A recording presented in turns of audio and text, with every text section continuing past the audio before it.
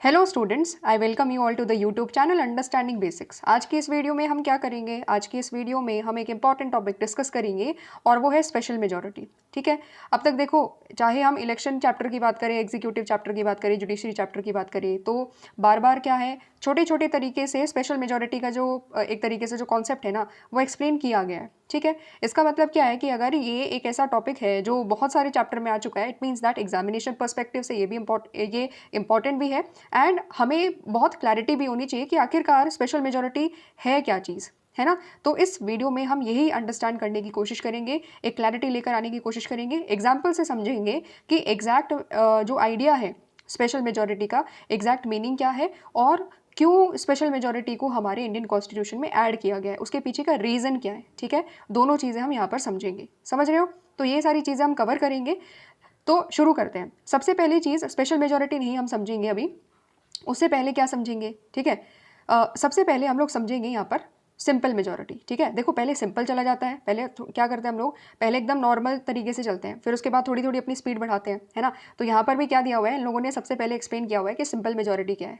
तो पहले simple majority को समझेंगे, फिर उसके बाद स्पेशल मेजॉरिटी की तरफ हम लोग जंप करेंगे। ठीक है, सिंपल मेजॉरिटी का आइडिया क्या है? देखो, जो भी लेजिस्लेचर में जो भी काम होते हैं ना, जैसे कोई मोशन पास करना है, रेजोल्यूशन पास करना है, कोई भी बिल पास करना है, ठीक है, सारे के सारे ऑर्डिनरी एक तरीके से काम होते हैं। ठीक है, कोई बहुत बड़ा काम नहीं है, सिंपल सिंपल से काम है। इसीलिए ऐसे कामों को करने के लिए, कोई मोशन, रेजोल्यूशन या सिंपल ऑर्डिनरी बिल को पास करने के लिए जो मेजॉरिटी हमें चाहिए होती है ना पार्लियामेंट में, that is called simple majority. उसको हम लोग क्या कहते हैं? सिंपल मेजॉरिटी कहते हैं। अच्छा, ये तो हो गई एक तरीके से थ्योरेटिकल कॉन्सेप्ट कि अच्छा थ्योरेटिकली सिंपल मेजॉरिटी का आइडिया क्या है, ये समझ लिया। इसको प्रैक्टिकली समझते हैं कि प्रैक्टिकली जब पार्लियामेंट में कोई भी बिल पास होता है तो सिंपल मेजॉरिटी का एग्जैक्टली मीनिंग क्या होता है। सपोज कंसिडर करो, पार्लियामेंट में कोई एक बिल लेकर आया गया है, ठीक है, ऑर्डिनरी बिल है, कॉन्स्टिट्यूशनल अमेंडमेंट बिल नहीं है, ठीक है।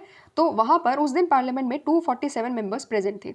ठीक है, 247 मेंबर्स प्रेजेंट थे, तो हमें पता है कि बिल को पास होने के लिए क्या करना पड़ेगा, उस बिल पर वोटिंग करी जाएगी। ठीक है, तो जब कोई भी बिल पास करना होता है और एंड वो ऑर्डिनरी बिल होता है तो सिंपल मेजॉरिटी से पास होता है। तो उसका मतलब क्या है कि जिस दिन 247 मेंबर्स प्रेजेंट थे एंड सारे के सारे मेंबर्स वोट कर रहे थे, सारे के सारे मेंबर्स वोटिंग में पार्टिसिपेट भी कर रहे थे, तो फिर उस पर्टिकुलर बिल को पास होने के लिए 124 मेंबर्स को उस पर्टिकुलर बिल के फेवर में वोट करना होगा। यानी कि 247 मेंबर्स 247 वोट पड़ी थी उस दिन उस पर्टिकुलर बिल पर। ठीक है, उसमें से कम जो 124 मेंबर्स है वो क्या करेंगे, वो उसको फेवर में वोट करेंगे उस पर्टिकुलर बिल के, तब जा करके ही वो बिल क्या होगा, पास होगा। ठीक है, क्यों ऐसा हुआ? क्योंकि देखो सिंपल मेजॉरिटी का आइडिया क्या है, देखो सिंपल मेजॉरिटी का आइडिया बहुत सिंपल है।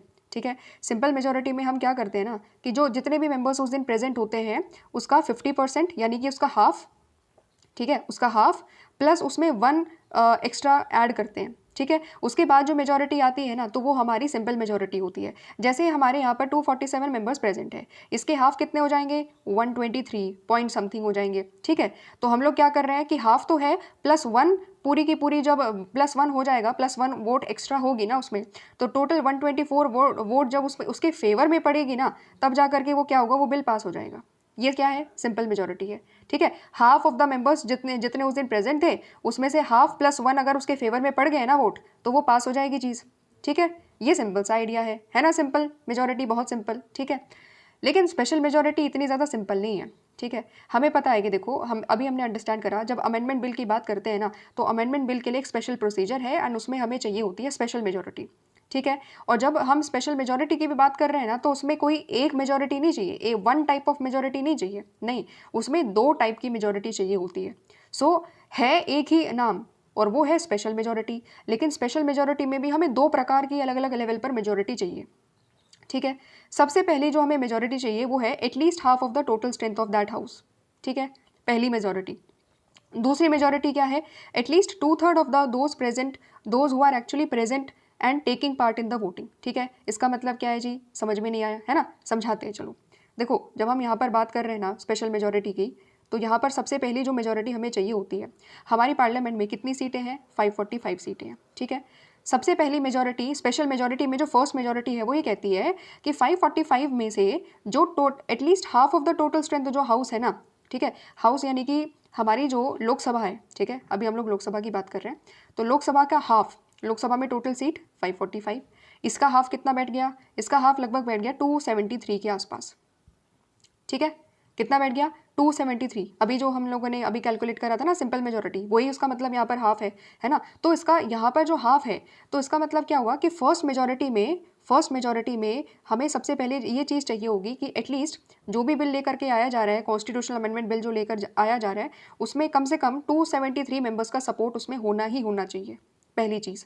दूसरा इंपॉर्टेंट जो मेजोरिटी चाहिए, इसके बाद जो मेजोरिटी चाहिए कि जिस दिन कॉन्स्टिट्यूशनल अमेंडमेंट बिल पर वोटिंग करी जा रही है उस दिन जितने मेंबर्स एक्चुअली प्रेजेंट थे, ठीक है, उसमें से कम 2/3 मेंबर्स एक्चुअली जो उस पर्टिकुलर वोटिंग में पार्टिसिपेट कर रहे थे, 2/3 मेंबर्स उस पर्टिकुलर बिल को सपोर्ट करना चाहिए, ठीक है। तो दूसरी प्रकार की मेजोरिटी क्या है कि जिस दिन वोटिंग हो रही थी उसमें से कम 2/3 जो मेंबर्स वोट करेंगे ना, मतलब जितना भी टोटल वोट होगा, जितने भी मेंबर्स प्रेजेंट होंगे उस दिन, उसमें से जो वोट करेंगे एटलीस्ट 2/3 मेंबर्स जो है वो वोट उस पर्टिकुलर बिल पर क्या करने चाहिए, उस पर्टिकुलर बिल के फेवर में होनी चाहिए, ठीक है।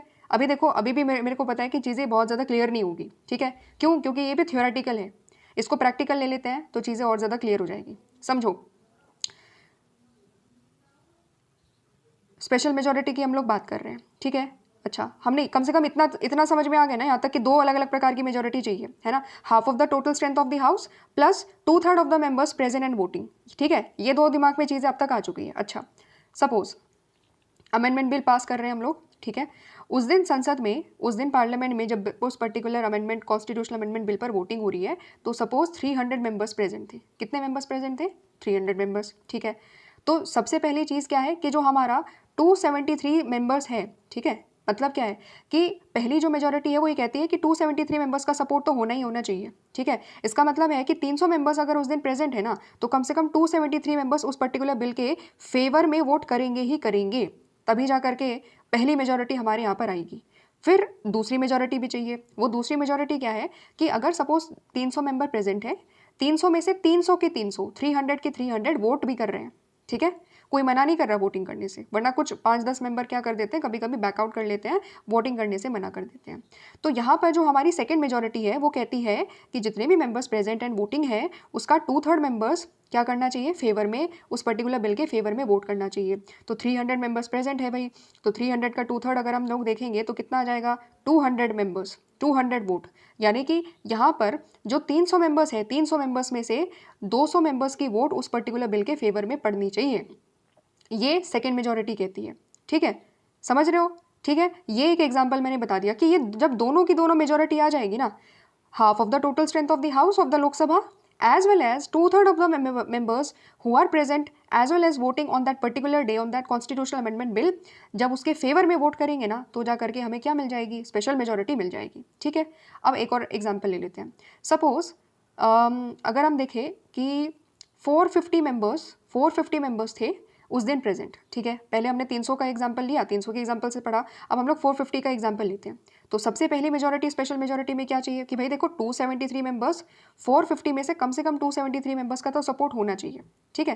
देखो सिंपल सी बात यहाँ पर ये है, कभी भी कोई गवर्नमेंट बनाती है, कभी भी कोई भी पार्टी अपनी पार्लियामेंट में गवर्नमेंट बनाती है तो कम से कम उसके पास इतनी मेजोरिटी तो होती है, ठीक है। क्योंकि 273 सीट्स का मतलब क्या है, 273 सीट कह लो या फिर वोट कह लो, उसका मतलब ये है कि कोई भी गवर्नमेंट होगी तो वो अगर गवर्नमेंट बना रही है ना तो इसीलिए बना रही है क्योंकि कम से कम इसके पास 273 मेंबर्स तो होंगे ही होंगे, तभी तो जा करके वो क्या कर रही है, तभी तो जा करके वो मेजोरिटी फॉर्म करती है ना। तो अगर कोई भी जब भी इलेक्शन होता है तो कौन सी पार्टी गवर्नमेंट बनाती है, वो पार्टी गवर्नमेंट बनाती है जिसके पास कम से कम half of the total strength of the house हो, यानी कि 273 सीट्स तो मिनिमम गवर्नमेंट के पास होती होती है, ठीक है, समझ रहे हो। तो ये इसीलिए हम लोगों ने फर्स्ट क्राइटेरिया के तौर पर रखा है कि 273 सीट्स तो 273 वोट्स तो कम से कम पड़ने ही चाहिए उस पर्टिकुलर चीज़ पर। दूसरा इंपॉर्टेंट जो है यहाँ पर, जो अभी हमने अंडरस्टैंड करा था कि 2/3 of the members present and voting. अच्छा भाई, प्रेजेंट कितने हैं, 450 है, तो 450 का अगर आप 2/3 निकालोगे तो कितना हो जाएगा, यहाँ पर 300 हो जाएगा, ठीक है। अब यहाँ पर समझने की कोशिश करो कि हमने क्यों स्पेशल मेजोरिटी के आइडिया को अपनी कॉन्स्टिट्यूशन में एक तरीके से अमेंडमेंट के लिए हमने स्पेशल मेजोरिटी को क्यों चूज़ किया, इसीलिए चूज़ करा। मान लिया गवर्नमेंट के पास 273 मेंबर्स हैं ऑलरेडी, ठीक है, गवर्नमेंट बोलेगी कि सबको वोट करना है फेवर में तो वोट कर देंगे वो लोग। अच्छा, लेकिन अगर जिस दिन 450 मेंबर्स प्रेजेंट हो गए, ठीक है, तो उस दिन कितने वोट चाहिए होंगे फेवर में? 300 वोट चाहिए होंगे। और गवर्नमेंट केवल अपने बलबूते पर 273 तो लेकर आ सकती है, लेकिन 300 नहीं लेकर आ सकती। तो इसमें क्या चाहिए होगा? इस पर्टिकुलर कंडीशन में गवर्नमेंट को चाहिए होगा थोड़े से अपोजिशन पार्टीज का सपोर्ट। ठीक है, कुछ अपोजिशन मेंबर्स का सपोर्ट चाहिए होगा कि भाई देखिए हमारे पास 300 वोट तो नहीं है, हमारे पास तो सिंपल मेजोरिटी है, 273 है। ठीक है, तो उससे कंसेंसस किया जाएगा। दूसरी पार्टीज, अपोजिशन पार्टीज को कॉन्फिडेंस में लेकर के ही जब उनका वोट मिल जाएगा फेवर में, तब जा करके चीज़ें आगे होंगी, तब जा करके वो पर्टिकुलर बिल क्या होगा? पास होगा। ठीक है, तो आइडिया सिंपल सा क्या है कि भले ही गवर्नमेंट के पास मेजोरिटी क्यों ना हो, लेकिन जब स्पेशल मेजोरिटी का आइडिया आता है ना, तो फिर गवर्नमेंट को अपोजिशन पार्टीज को भी कहीं ना कहीं कॉन्फिडेंस में लेना होता है। ठीक है, उनका सपोर्ट लेना होता है। समझ में आ गया? एक और एग्जाम्पल ले लेते हैं। सपोज हमें पता है कि 545 सीट्स हैं, ऐसा है, मतलब कोई बहुत ज़बरदस्त अमेंडमेंट आ रहा है इंडिया के कॉन्स्टिट्यूशन में। ठीक है, तो जब ज़बरदस्त अमेंडमेंट आ रहा है, कोई बहुत बड़ा अमेंडमेंट आ रहा है, तो क्या होगा? सारे मेंबर्स अपनी प्रेजेंस शो करेंगे कि नहीं शो करेंगे, है ना? तो सपोज 545 में से उस दिन 540 मेंबर्स प्रेजेंट है। ठीक है, 540 मेंबर्स प्रेजेंट है उस दिन। तो अगर उस दिन हमें जो कॉन्स्टिट्यूशनल अमेंडमेंट बिल है उसको पास करना है लोकसभा में, ठीक है, तो सबसे पहली चीज़ क्या है? दो प्रकार की मेजोरिटी है, तो ऑफकोर्स सिंपल सी बात है कि भाई 273 मेंबर्स का तो पहली मेजोरिटी कहती है कि 273 मेंबर्स का सपोर्ट लेकर आना पड़ेगा। ये गवर्नमेंट लेकर आ जाएगी क्योंकि गवर्नमेंट के पास मेजोरिटी है। कोई आसान, मतलब कोई बहुत ज़्यादा मुश्किल काम नहीं है गवर्नमेंट के लिए। अब यहाँ पर क्या है? 540 का 2/3 मेंबर्स, 540 के 540 मेंबर्स वोट भी कर रहे हैं। अच्छा, तो उसमें से 2/3 मेंबर्स जब हम निकालेंगे तो कितना बैठेगा पता है? लगभग 360। ठीक है, यानी कि उस दिन 360 वोट फेवर में पड़ेगी। 2/3 ऑफ द 540 अगर आप निकालोगे, 2/3 ऑफ द प्रेजेंट वोटिंग निकालोगे, तो कितने बैठ रहे हैं? 360 बैठ रहे हैं। ठीक है, तो 360 यानी कि यहाँ पर कितने हैं? अब देखो कितना ज़्यादा गवर्नमेंट को अपोजिशन मेंबर्स का भी सपोर्ट यहाँ पर चाहिए होगा, क्योंकि गवर्नमेंट के पास, चलो मान लो 273 से भी ज़्यादा सीटें हैं। ठीक है, गवर्नमेंट के पास 300 सीटें हैं, लेकिन अब तो 360 चाहिए। तो क्या करना पड़ेगा? बिना अपोजिशन के क्या ये पर्टिकुलर इतना बड़ा जो अमेंडमेंट लेकर आने की कोशिश करी जा रही है, क्या ये पास हो सकता है? नहीं हो सकता। ठीक है, तो आइडिया क्या है? ठीक है, आई होप मैंने दो प्रकार के स्पेशल मेजोरिटी का तो आइडिया क्लियर हो गया होगा ना। 3 एग्जाम्पल ले लिया हम लोगों ने, यहाँ तक चीज़ें क्लियर हो गई होंगी, है ना? तो ये आइडिया क्या है? आइडिया यही है कि देखो कोई भी अगर अमेंडमेंट करना है ना, कोई भी बहुत बड़ा अमेंडमेंट करना है ना, तो ऐसा नहीं है कि गवर्नमेंट के पास, जस्ट बिकॉज गवर्नमेंट के पास मेजोरिटी है, तो मेजोरिटी के बलबूते पर गवर्नमेंट फ्रीक्वेंटली कभी भी हमारे कॉन्स्टिट्यूशन में कोई भी बड़ा अमेंडमेंट कर देगी। नहीं, it is not possible. Government को स्पेशल मेजोरिटी लेकर के आना पड़ेगा। स्पेशल मेजोरिटी में कभी कभी क्या करना पड़ेगा? अपोजिशन मेंबर्स को भी सपोर्ट में, कॉन्फिडेंस में लेकर चलना पड़ेगा। Then only it would be possible for the government to go ahead with that particular constitutional amendment bill. ठीक है, समझ रहे हो? तो ये हम लोगों ने यहाँ पर एक तरीके से एग्जाम्पल के साथ में भी समझी चीज़ें। ठीक है, क्लैरिटी के साथ में भी समझी कि दो प्रकार की, एक तरीके से हमें क्या चाहिए होती है जब हम स्पेशल मेजोरिटी की बात करते हैं, तो दो प्रकार की मेजोरिटी चाहिए होती है। Half of the total strength of that house. Lok Sabha में 545 सीट्स है तो उसका हाफ, राज्यसभा में जब पास होगी तो राज्यसभा में जितनी भी हमारी 245 सीट्स है तो उसका हाफ चाहिए होगा। ठीक है, पहली मेजोरिटी तो ये। एंड दूसरी, उस दिन जितने मेंबर्स प्रेजेंट है ना, उसका एटलीस्ट जो सारे मेंबर्स वोट कर रहे हैं उसमें से 2/3 मेंबर्स एक्चुअली में उस पर्टिकुलर बिल के फेवर में जब वोट करेंगे ना, तब जा करके क्या होगा? तब जा करके ही वो दोनों प्रकार की मेजोरिटी रियलाइज होगी, मेजोरिटी अचीव होगी, तब जा करके स्पेशल मेजोरिटी के साथ वो पर्टिकुलर बिल पास होगा। ठीक है, समझ में आ गई चीज़ें? ठीक है, तो ये आइडिया है। एंड इसके पीछे का ऑब्जेक्टिव क्या है? ऑब्जेक्टिव भी हमने अंडरस्टैंड करा कि बहुत फ्रीक्वेंट चेंजेस गवर्नमेंट ना कर पाए जस्ट बिकॉज उसके पास मेजोरिटी है, एंड कॉन्फिडेंस भी हो, थोड़ा सा अपोजिशन पार्टीज का भी सपोर्ट हो। ठीक है, तब जा करके कहीं ना कहीं क्या होता है, एक तरीके से स्पेशल मेजोरिटी ये इंश्योर करती है कि अपोजिशन पार्टीज का भी कभी कभी कॉन्फिडेंस लेकर के गवर्नमेंट आगे बढ़े, एंड बहुत ज़्यादा फ्रीक्वेंटली कॉन्स्टिट्यूशन में चेंजेस आसानी से ना करे जा सके। ठीक है, समझ रहे हो? तो ये चीज़ है। अब यहाँ पर और क्या बोला हुआ है? यहाँ पर एक और इम्पॉर्टेंट चीज़ बोली गई है कि जब भी हम लोग बात करते हैं ना कि अमेंडमेंट बिल हमें पास करना है, तो पहली चीज़ ये है कि अमेंडमेंट बिल लोकसभा में और राज्यसभा में अलग अलग लेवल पर पास होगा, कि लोकसभा में अलग पास होगा, फिर उसके बाद वो राज्यसभा में बिल पास होगा।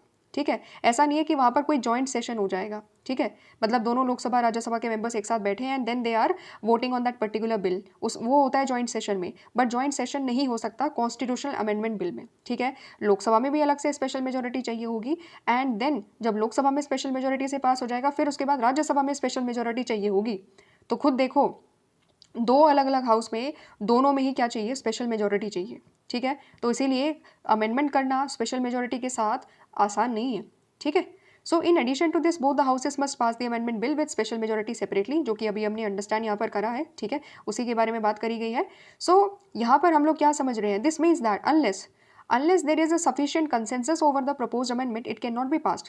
अगर लोकसभा में या राज्यसभा में गवर्नमेंट एंड अपोजिशन के बीच में कंसेंसस नहीं है ना, ठीक है, अगर सफिशिएंट कंसेंसस नहीं है ना उस पर्टिकुलर अमेंडमेंट पे, तो बहुत मुश्किल होगा उस पर्टिकुलर बिल को क्या करना, पास करवाना, ठीक है, समझ रहे हो। तो यही हम लोगों ने समझा भी।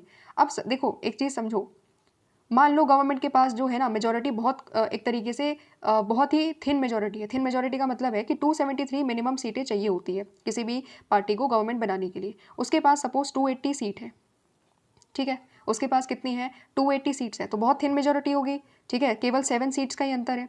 तो इस पर्टिकुलर कंडीशन में वो क्या कर सकती है ना, वो अपने कोई भी ऑर्डिनरी बिल को आराम से पास करवा लेगी, ठीक है, बजट को अप्रूव करवाना होगा आराम से करवा लेगी, उसमें कोई दिक्कत नहीं आएगी। दिक्कत कहाँ आएगी, क्योंकि थिन मेजोरिटी है, दिक्कत आएगी अमेंडमेंट, कॉन्स्टिट्यूशनल अमेंडमेंट बिल को पास करने में, because it would need to take at least some opposition parties into confidence. उस पर्टिकुलर अमेंडमेंट बिल को, कॉन्स्टिट्यूशनल अमेंडमेंट एक्ट को पास, मतलब बिल को पास करवाने के लिए क्या करना होगा, कुछ अपोजिशन पार्टीज को कॉन्फिडेंस में लेकर के चलना पड़ेगा, ठीक है। जनरली होता क्या है कि जब बहुत थिन मेजोरिटी होती है ना, और या फिर कोलिशन गवर्नमेंट होती है, तो फिर जनरली आप देखोगे कि प्रधानमंत्री जो लीडर ऑफ अपोजिशन है, ठीक है, एंड जो अदर पार्टी मेंबर्स है, उन सब के लीडर्स को एक साथ बुलाते हैं, एक बार डिस्कशन किया जाता है कि हम इस पर्टिकुलर अमेंडमेंट को करवाना चाहते हैं पास, और फिर अपोजिशन अपनी राय रखता है, ठीक है। एक मतलब पार्लियामेंट से बाहर जा कर के चीज़ें एक तरीके से पर्सनल लेवल पर कहीं ना कहीं जो प्रधानमंत्री है, अपोजिशन मेंबर्स है, उनके बीच में पर्सनल लेवल पर थोड़ा सा डिस्कशन एंड डिबेट होता है, ठीक है। थोड़ी सी अपोजिशन के भी जो एक तरीके से व्यूज़ हैं उनको भी उस पर्टिकुलर अमेंडमेंट में ऐड किया जाता है, उनकी भी बात मानी जाती है, तभी जा कर के कॉन्फिडेंस एक तरीके से गेन किया जाता है, एंड तभी जा करके उस पर्टिकुलर बिल के साथ आगे बढ़ा जाता है, तभी वो पास होता है। अदरवाइज पास होना बहुत मुश्किल होता है अगर गवर्नमेंट के पास बहुत ज़्यादा फुल प्रूफ मेजोरिटी नहीं है, ठीक है, बहुत ज़्यादा स्ट्रॉन्ग मेजोरिटी नहीं है, ठीक है, समझ रहे हो। अगर एक माइनॉरिटी गवर्नमेंट है या फिर एक बहुत थिन मेजोरिटी है, स्ट्रॉन्ग मेजोरिटी नहीं है, तो इस पर्टिकुलर कंडीशन में अपोजिशन पार्टीज़ को कॉन्फिडेंस में लेकर के चलना पड़ेगा, ठीक है।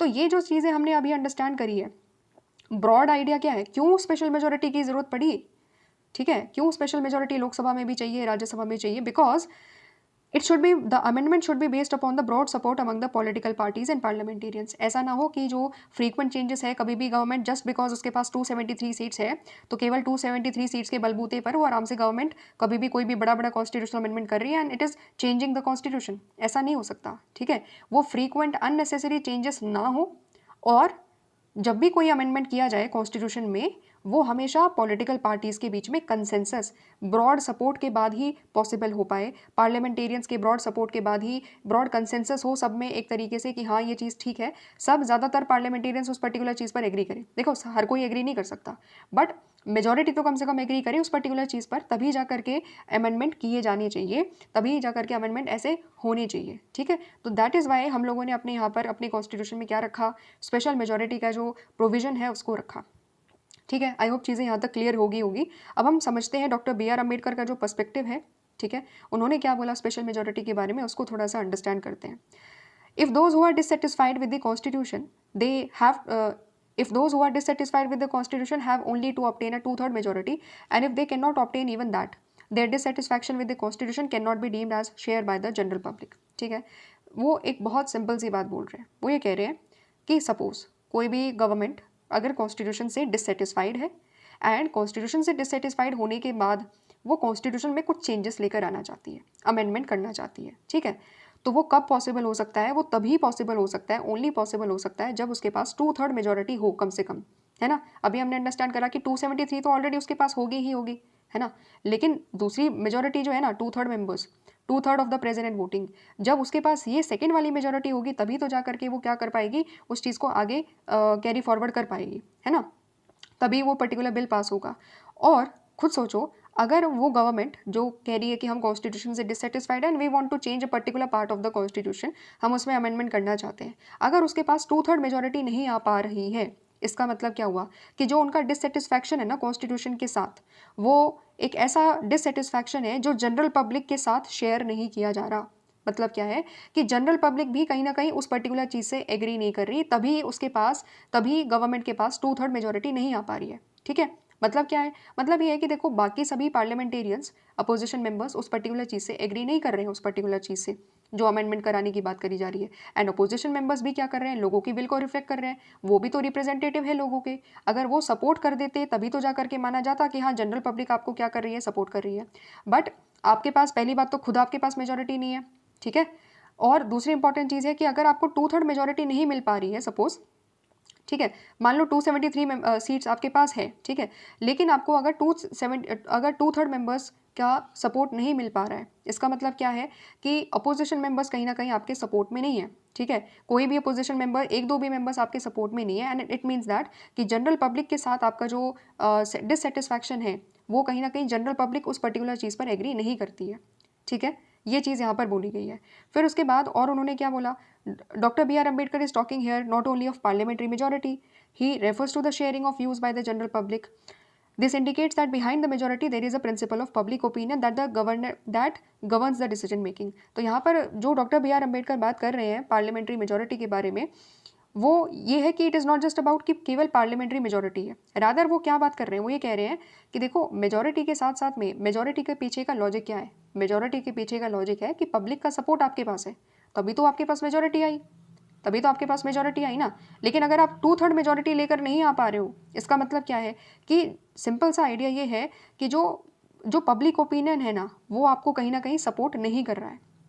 ठीक है, लोग भी नहीं चाहते हैं, या एक तरीके से मतलब लोग नहीं चाहते हैं कि आप उस पर्टिकुलर अमेंडमेंट के साथ आगे कैरी फॉरवर्ड करो, तभी आपको 2/3 ऑफ द मेंबर्स का सपोर्ट नहीं मिल पा रहा है, बिकॉज रिप्रेजेंटेटिव जो पार्लियामेंट में है वो सब लोगों को रिप्रेजेंट कर रहे हैं, एंड अगर वो वोट नहीं कर रहे हैं, अगर वो आपको सपोर्ट नहीं कर रहे हैं अमेंडमेंट में, इट मीन्स दैट कि जनरल पब्लिक का जो ओपिनियन है ना उस पर्टिकुलर अमेंडमेंट पर, वो गवर्नमेंट के साथ एक तरीके से कंसेंसस में नहीं है, उनका ओपिनियन कुछ और है, गवर्नमेंट का ओपिनियन कुछ और है। ठीक है, तो ये सिंपल सी बात यहाँ पर डॉक्टर बी आर अम्बेडकर ने बोली।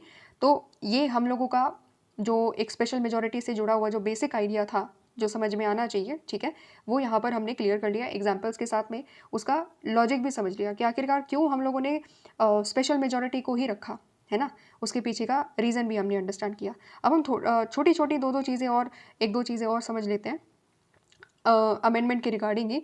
तो जब भी हम पूरी दुनिया में कॉन्स्टिट्यूशन के अमेंडमेंट की बात करेंगे ना, तो दो इंपॉर्टेंट प्रिंसिपल है जो पूरी दुनिया में फॉलो किए जाते हैं। ठीक है, दो अलग अलग प्रोसीजर्स हैं, मतलब कुछ प्रोसीजर है, कुछ प्रिंसिपल्स हैं, उनको हम लोग यहाँ पर डिस्कस करेंगे।